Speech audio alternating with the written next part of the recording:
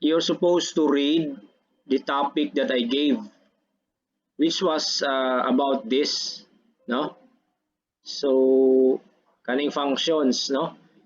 And starting this particular topic up to loops, no? So I don't understand nga naagyo dito yung mga kuan. So I hope next time you'll be able to read, because I got my questions from here, from this particular reference, no? So this particular reference, I also recently discovered that if you click this, I don't know if you have discovered this also. If you click this, it converts to an inline uh, code code window, or an inline sandbox, or code sandbox, no?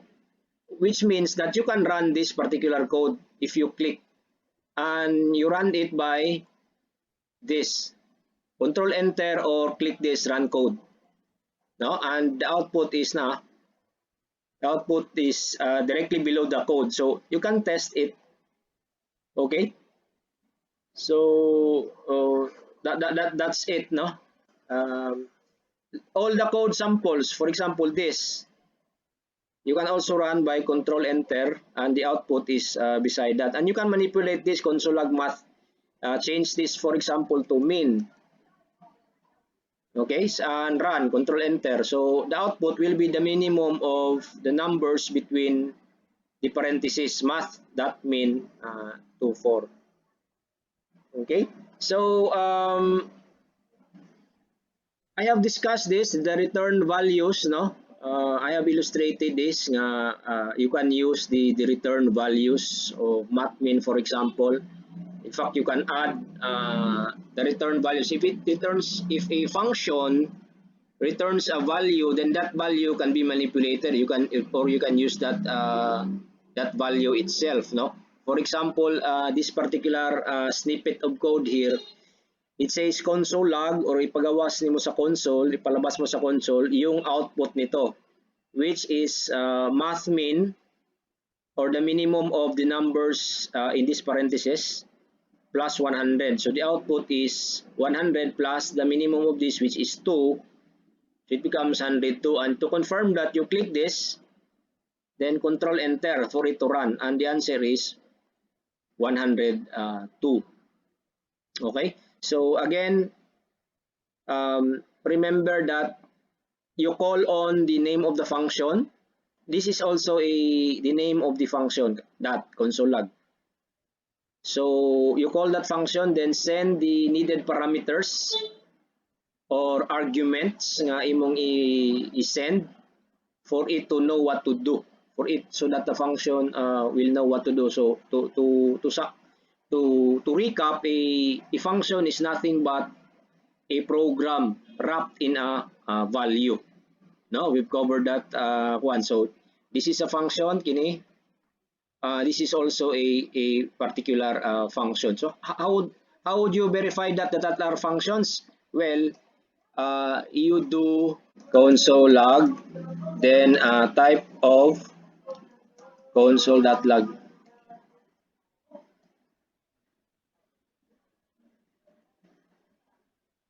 Okay, so this 102 is the output of this console log.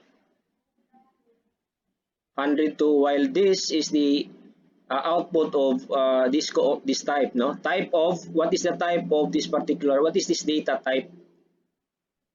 So as indicated earlier, or as I said earlier, it's a function. So this is a function, as well as this is also a function. As I said, a function is just a program wrapped in a name, na siya ay binding a name.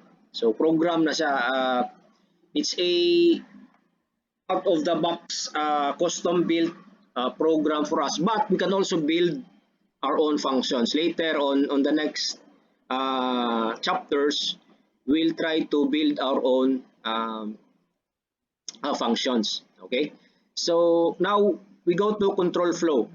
Control flow, in normal running of programs, it is from top to bottom. So straight lang siya. So this is the the normal process of running a program. To repeat, the program or the statements will be executed from top to bottom, straight lang. But there are such a thing as conditional executions, no? And the keyword used for conditional execution is the if. Okay, the if keyword. So in Bisaya or sa Tagalog, ang if is kung. So the pattern is if this particular statement is true, then perform this particular block, no? So this is illustrated here. Okay, so let's try this. Let's run this first so that we'll try to understand this. So the program on line 1 creates a binding or a variable, the number, then takes a prompt function, pick a number, and as discussed last time, the prompt will put up a message box asking for a number or pick a number. This will be displayed on the one. So let's run this first and no later. Now the prompt is pick a number, then it is converted to a number because string man guni siya. If you input a number, it treats it as a string. So the number here is for it to convert it to a number later, for it to be compared here. No? So it's saying that if number, no, is not a number, then it will go to this particular code block. Okay, so again, on the question, what is the keyword for the conditional flow? The keyword is this, no? If the keyword is if, and the if is evaluates if this is true or false in the parentheses, then it executes this code block or block. The block is grouped by braces or curly braces kini. Okay, so when we zoom in kana curly braces na siya. So again, the pattern is, let me get the pattern for you para mahinumduman. Okay, I'm now into one. So the pattern is if keyword kana, then condition to evaluate na, then kana dayon block to execute. Okay, so that's the pattern. Can you see this? I hope you can see this. Kana. Okay. Okay. So the pattern is if keyword, then condition to evaluate. This evaluates to true or false based on our discussion earlier with less than sign, greater than sign, less than or equal to, greater than or equal to, the logical comparison operators. Now we've discussed that comparison operators. If this is true, then this code block is executed. If it's not true, then this code block is skipped. And the code block is separated by or grouped by braces. Okay, this is a curly brace. Again, I hope you are doing your job as a student now by taking notes. So okay, so that's the curly brace. Now this could be one statement, two statements, or three statements, or however how many statements. The important thing is that it's grouped by curly brace or a brace. Okay, so now let's go back to that particular one now here. So number prompt, pick a number. So let's try this. Let's run this. Control enter. Okay, so this is now the prompt. Remember, this is a function. Prompt is a function where it receives, or it has a string argument, pick a number which appears here and asks us to type, no? So if we type 5, then enter, the output is your number is the square root of 25. So this is the console log. Your number is the square root of, what do you call this operator? Hello? What is that Concatenate, operator? sir. That's the verb. That is a concatenation operator. That you're correct. The verb is concatenate, yang gisumpay. So what this plus did is this string is made sumpay or glued to this result. So remember, now look at the output now. Your number is the square root of 25, meaning the number times the number. Now where is this? The number, sorry. Where is this? The number is this. This is the binding, the variable. Asa man niya gikuha? Saan niya kinuha yung value? Ito yung value. Kasi nag-type ako kanina ng 5. After ng prompt, yung 5, kinonvert niya sa number at binigay niya rito sa the number. Kaya the number 5 times the number na 5 is equal to 25. Okay, let's run this again. Pick a number. Now, for example, you don't yes, sorry. Any questions? For example, you don't put in a number. You put in a letter, no? Or a word. For example, word, not a number. Enter. Okay? So there is no output because the condition is this. If it's not a number, meaning the input, meaning the number is not a number, and bang, meaning if it is not a number, if it is a number, this will be executed.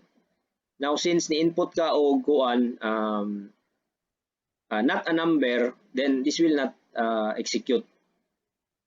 Okay, mo tong blanco. So let's try it again. And you can try this on your own, ha? You click this.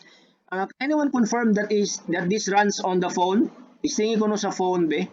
Yes, Is sir. Barbie? Yes, sir. Yes, sir. Okay, sige, that's good. So, as I said, it is a conditional execution brought about by this if statement. So, kung tama ito or true ito, gawin mo tong block na to. Kung hindi, wag mong gawin. Okay? So, again, that's the one.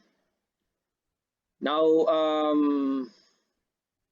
what else? Okay, so again, let me repeat that. If you run this, control enter, how would you run it on the phone? Katong command, no? Makaran po ka sa phone. So now we type in 4, for example, then click OK. So your number is the square root of 16. So 4 is the square root of 16. Okay? Or not your number, pwede ring gawin mo rito na kuan, 16, 4. Okay, so pwede mong gawin dito na the number, halimbawa, the number, tapos plus, tapos, para lang ma-eksperimentuhan mo ba? The number is the square root of times. So let's try this. For example, control enter, 3, enter, 3 is the square root of 9. Di ba? Parang matalino na rin siya. 3 is the square root of 9. Bakit? Ito yung number mo na nakuha mo rito. Okay, again, you study this, no?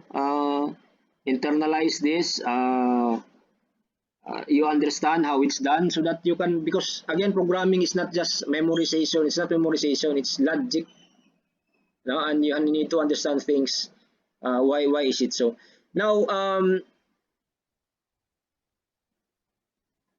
a code block, if it is one line, this braces are not necessary if it is just one line. No, but since we are beginners in programming, I require you to have this. But again, if just a one line, you can do this, no? So for example, if 1 plus 1 is equal to 2, of course this is true. Console log, it's true. And you can confirm this by clicking on this, then running. It's true. If you change that to 3, what do you think it's the output? Is the output? It's true. It's true. False, sir. True, true, true, true. It's true, True, sir. sir, true. Sabay-sabay na puning It's uban. false. True, true, true. It's It's false. Wala output. Ano man, this will only be executed if this is true. And 1 plus 1, na true din ang 3 na din ang 1. 1 plus 1, 3 na di ay, dili man. So, this is not executed, so wala output. Okay? Now, if you want to have an output, if it's not one, if it's not true, then you do an if else. Okay? So, for example, this. Let's try this. So, let's put in a brace. No? Then, another brace, then else, then brace. Let's erase this. Comment ni siya ha, double slash is comment mo nang di niya execute. Kana. Then, console.log not true. Okay, let's try to guess the output for this. Tingog sa mo kay lain pug ako rin mo tingog. Try to guess the output. Not true, sir. Okay. Again, this is the code block if this is kung true ni siya, no? Kung naga ni else mo to yang bagsakan. Meaning kung false ni siya, else ang matagak. Sa else siya matagak. So, you run this, not true. How about this? Any guess what's the output? Another voice, please.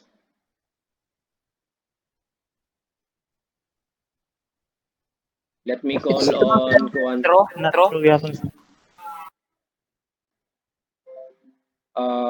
Manawag ko Kuan. Sa to inyo tubag. What's your answer? True, sir. Not true. Wala may true di ang output. Konsolag na by true. It's true man na. It's true, sir. It's true. Okay, so 1 plus 1, 2, which is less than 3. Let's try this. Okay, so we're starting to make sentences now, ha? Logical sentences. So again, if this is true, this code block will be executed. Else, kung tama ito, gawin mo to. Else, or kung hindi, ito. No? So dalawa lang ang papuntahan yan. Okay, so I hope that is clear. He also, the book also has this example, no? Pick a number. Your number is the square root of, remember this, the earlier one that we got, that if it is a number, it computes. If you put an else on that particular example, let's try this. Run. Last time when we put in a word or a string, nothing comes out, right? But if you try to put in a string this time, hey, why didn't you give me a number? Okay, so else dito siya bumagsak. Kasi nga this is not a number. Okay, ito yung condition niya. If it is not if it is a number, do this. If it is not, or else, so yun. Okay, so again, we're now trying to put some intelligence on the response of the computer, no? Parang binigyan natin ng program na, nagsisimula tayo talagang mag-program. So, to repeat, if you run this again, pick a number, we say 12, enter, your number is the square root of 144. But kung hindi naman, kung letter lang, and then you type okay, hey, why didn't you give me a number? Diba, parang tao na rin, kunwari. Okay, na-program mo siya in a way that it will respond to external events. Okay? So now, if there are multiple conditions, you do if else if, however, how many else if conditions would you like to have? So for example, this, no? So from pick a number, if the number is less than 10, meaning 0 to 9, it will console log small. Else if, may condition na naman, basta may if may condition yan ha. Ang else lang yung wala. So notice, ang else walang condition. Ito yung last na bagsakan niya. So kung hindi siya papasa rito, ito na. Now ito, if, tapos may condition, kung true ito na siya. Hindi na siya papasok rito. No, it will not test this anymore. It will not run this anymore. It will skip because this is one thing that it will be executed. Pipili lang siya rito ang true. Pag walang true itong mga if na to, dito ang bagsak niya. So let's try this. Ang sabi niya is pick a number. So from pick a number. So control enter. Then 8. What 8 yung tinype ko? What do you think will be the output? Small. Small. Okay, let's try that. Small, that's correct. So let's run that again. How about if I type in 10? Small. Small, sir. Small. Oh, medyo man lagi. Hindi na siya papasok rito because ang testing rito is num less than 10. And 10 is not less than 10, di ba? Okay, so di na siya papasa rito. Dito na siya, papasa siya. Num 10 is less than 100, so pasok sa medium, di ba? Okay, how about 99? Okay, so let's run 99. What do you think is the output? Medium, sir. Medium, sir. Medium. Okay, medium. And 100? Large. Large. Large.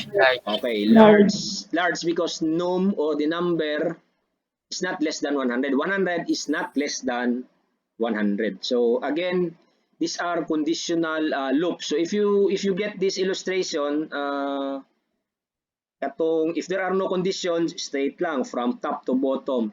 If there are conditional na if, so ito yung pasok niya, ito yung takbo niya. Else, ito naman, no? So hindi siya papasok rito. So makakapili ka sa gagawin ng program mo.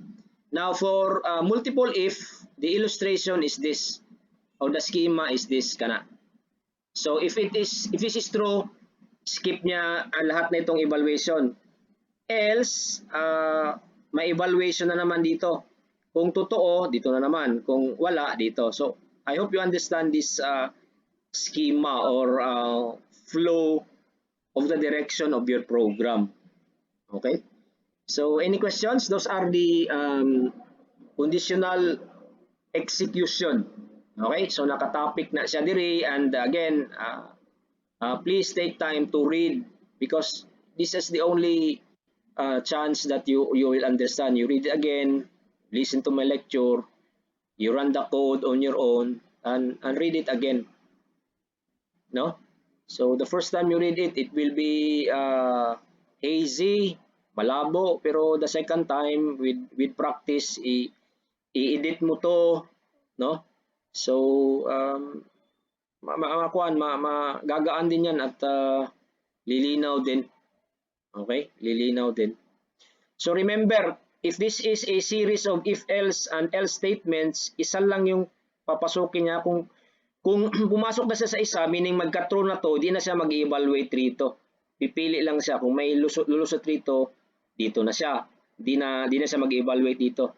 Kung ito naman ang true, di na siya darating rito. But kung yan ay false at yan ay false at wala sa lahat nasa all the codes upstairs are all false, then else. There's no evaluation anymore, else dito siya, ang bagsak niya dito. Okay? So I hope that is clear. Now here we have this again. We can run this, no?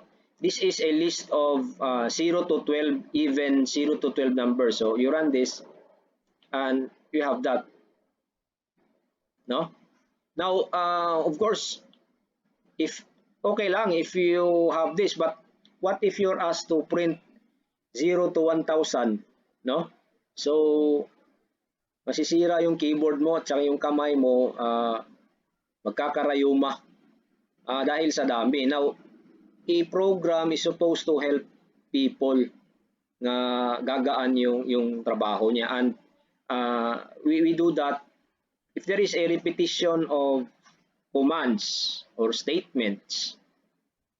This is what we do. We try to create loops. Okay, loops. The loop is represented by this diagram, no? So for example, there is an execution of code here, and there is a test here. If it is true, this particular group of code will be executed repeatedly until this statement becomes false. And if this statement becomes false, this will not be executed again, but this will exit immediately. Okay, so this is called a loop. Now, let's go straight to the example. Yung talagang binigay niyang example rito. Okay, so we have a while loop. Ito ginawa niya ng loop ito. Well, let me explain. This is called a while loop, no? So this is a binding or a variable declaration. It's nothing but telling the computer, hey computer, you store a memory, you store this in memory. You store a variable name number and put in 0. Okay, so that's it, no? Just a binding or variable declaration. This, on the other hand, is a while. Then we have a condition here, an evaluation. Then we have a code block. Again, same with if there is a code block or a block of codes, or just a block is surrounded with the same braces or curly braces, but this time 2 lines siya. Now, you're telling the computer, hey computer, while this is true, habang, sa Tagalog pa, habang true pa ito, gawin mo to. Yan. Oh, so what does he do? Well, first, you console log the number. So first, is this true? Let's evaluate this. Is this true initially? Number is equal to 0. Is this true? Hello? False.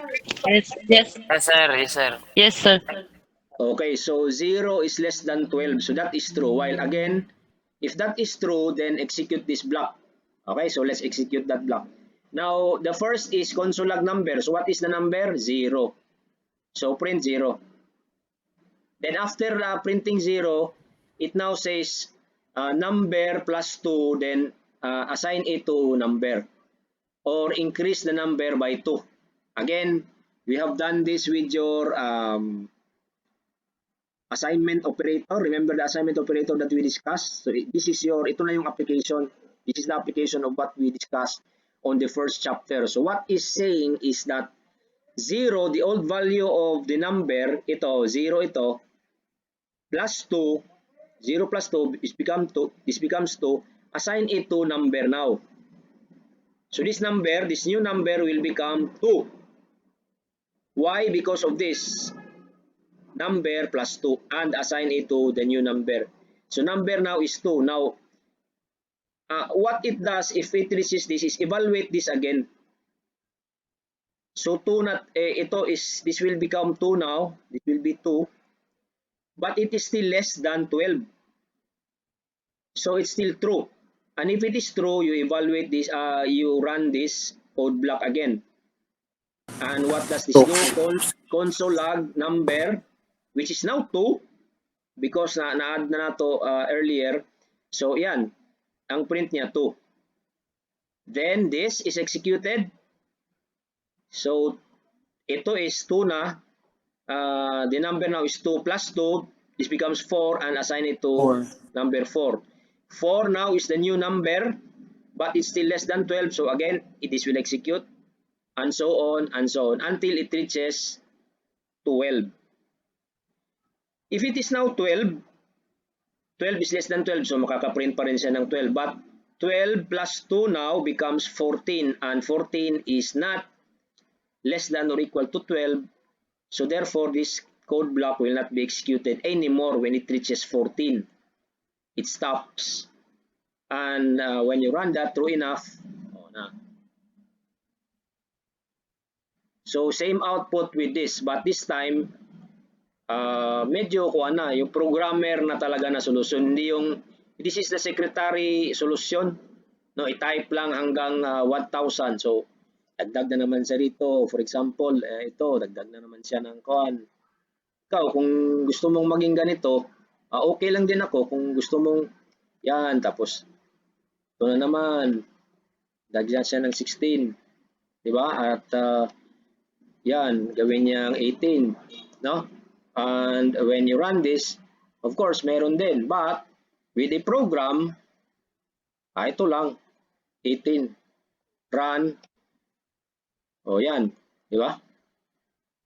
No, di ba? I mean, so, ano yung pipiliin mo? Ito, na talagang secretary solution or a programmer solution na kahit na gawin mo pang 1,000 yan,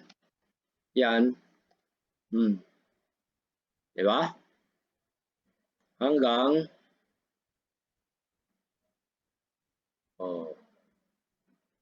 1,000. See? Okay, this is the power of loops.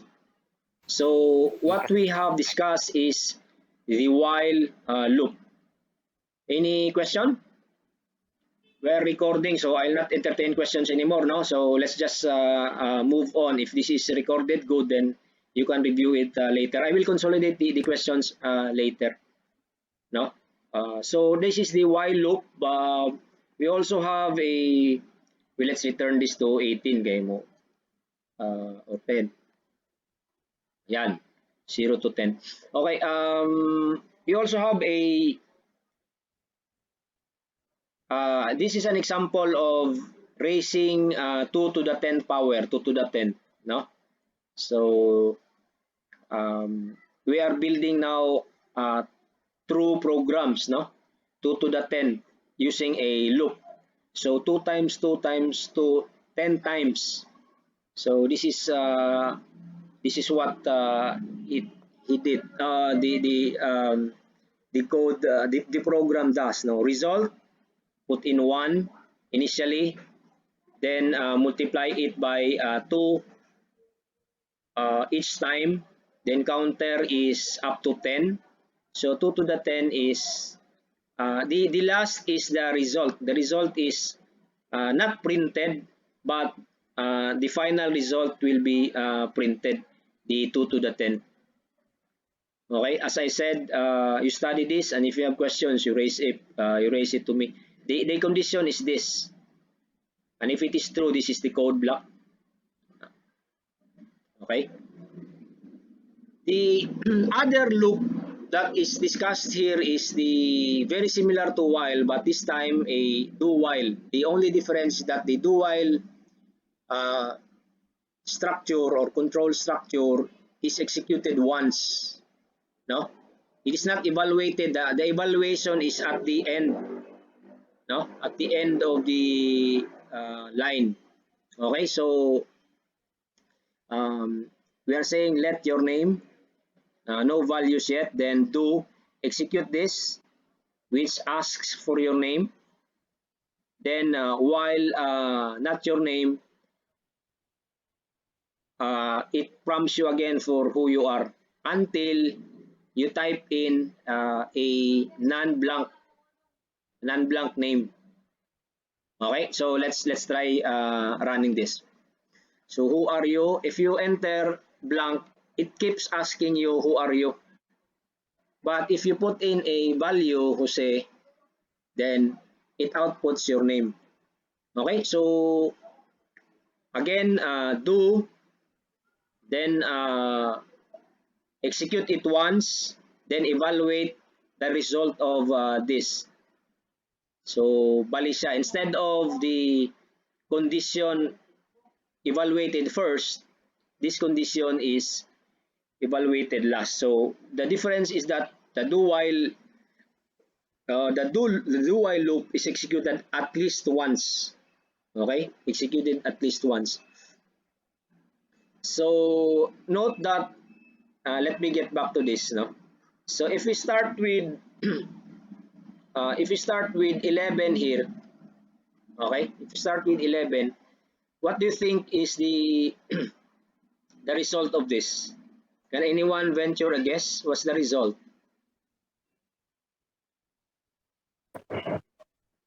Let me ask that question. What do you think is the result? Wala, sir. None, sir. Wala. Not true. Dili man, sir. Wala, sir. Walay output. Dili man, sir. Wala output. Okay, so Negative. walay output. Again, you should understand the logic. The logic is this is evaluated if it is true. And kung true na, saka ni siya ma-execute. Now, pag sugod pa lang dan, 11 naman na. 11 is less than or equal to 10. False man ni. Nga naman, ang 11 man ang taas. 11 is not less than or equal to 10. So, this will have no chance of executing. Okay? So, but notice that katong kuan, kadit lang ha. Let's do a do while. Do while for this, no? So,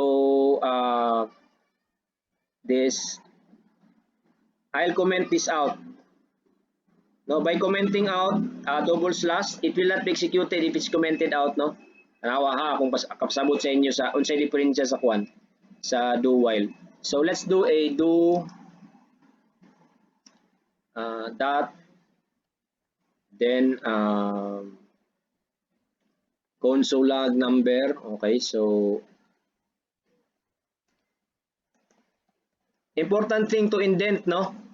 Console log number dot then let's just kuan kana parehawon lang gyapon nato, number equals number plus 2, no? Then while the same condition, while number is less than or equal to 10.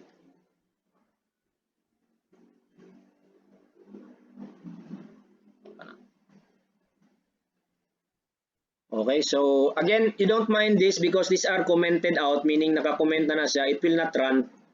This is just, this is what will be run. So, what do you think is the output for this? The output for this?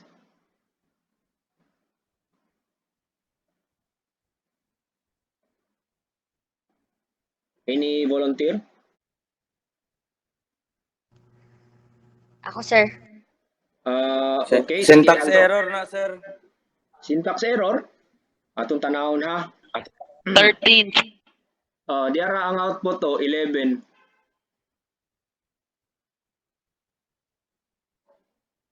Now, why nga naman nga kuan? Why is it nga why output ni kanina output? That is the trick. That is the property of a do while loop. As I said, the do while loop is run at least once. Na? Kita ka na? It will run this first, then evaluate. While the while loop, evaluate first, then run. So, wala pa man siya na-evaluate, so run sa siya. Mo ng 11. Console log 11. Okay, very important. The difference between do while loop and while loop is that the do while execute at least once. Whether false ang condition or true ang condition, it executes the code block at least once. Very important. No? That's the one. So, even if this is false, this code block is still executed. Also note that while nanay siya ko ana semicolon, because this is a statement by itself, the do while is a statement. Now while this has no semicolon, no, because this is a code block. This is a condition. This is a code block. So I hope that is that is clear enough as explained, no? So let me close this next meeting na ni ang for statement.